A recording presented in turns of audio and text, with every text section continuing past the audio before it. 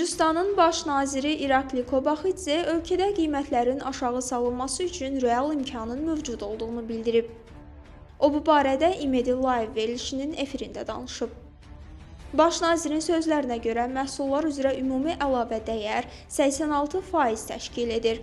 Bunun 44%-i distributorluğun, təxminən 28%-i isə şəbəkə bazarlarının payına düşür. O qeyd edib ki, bu göstərici Avropa ölkələri ilə müqayisədə xeyli yüksəkdir. Kobaxidze bildirib ki, Avropada topdan satış qiyməti ilə rəf qiyməti arasındakı fərq əsasən 20-30% arasında dəyişir. Gürcüstanda isə bu göstərici nəqliyyat xərcləri nəzərə alınsa belə daha yüksəkdir. Baş nazir konkret misal çəkərək eyni düyü məhsulunun Avropada 4 laridən aşağı, Gürcüstanda isə təxminən 11 lariyə satıldığını deyib. Onun sözlərinə görə qiymət fərqlərinin səbəbləri araşdırılacaq və onların nə dərəcədə əsaslı olduğu müəyyən ediləcək. Baş nazir bildirib ki, qiymətlərin azaldılması prosesi parlamentin iştirakı ilə aparılacaq.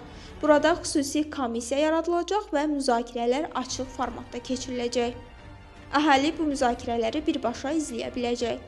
İrakli Kobaxidze əlavə edib ki, prosesin aprelin sonuna qədər başa çatdırılması planlaşdırılır. Lakin qiymətlərin aşağı salınması üçün bu tarixə qədər gözlənilməyəcək.